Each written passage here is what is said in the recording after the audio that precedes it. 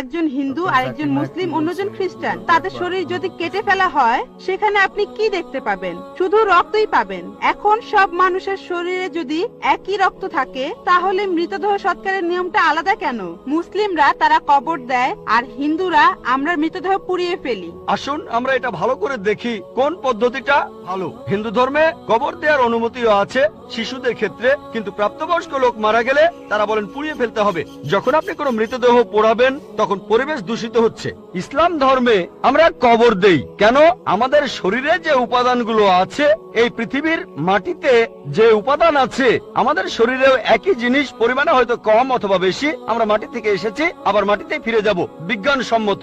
এটা হচ্ছে 1 নম্বর পয়েন্ট। ইসলাম অনুযায়ী আমরা কবর দেই আর জমি উর্বর হয়, পোড়ানো হয় না বলে পরিবেশ দূষিত হয় না। 2 নম্বর পয়েন্ট, ইসলাম অনুযায়ী আমরা কবর দেই, জমি উর্বর হয়, আরো গাছ জন্মায়, এটা তখন হয়ে যায় সার। এখানে গাছ কাটার দরকার নেই, পরিবেশের জন্য ভালো।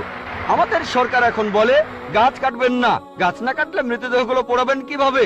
3 নম্বর পয়েন্ট, পোড়ালে খরচ বেশি। ইন্ডিয়ার পরিসংখ্যান অনুযায়ী প্রতি বছর হাজার হাজার লক্ষ লক্ষ কোটি টাকা খরচ হয়ে যাচ্ছে। প্রতিদিন কোটি কোটি টাকা খরচ হচ্ছে, প্রতি বছর লক্ষ লক্ষ কোটি টাকা খরচ হচ্ছে শুধু গাছের পেছনে আর মৃতদেহ পোড়ানোর পেছনে। ইসলাম অনুযায়ী আমরা কবর দেই, এটা সস্তা, ফ্রি। 5 নম্বর পয়েন্ট, মৃতদেহ পোড়ালে গাছের কাঠ পুড়ে হয়ে যায় চারকল, ছাই।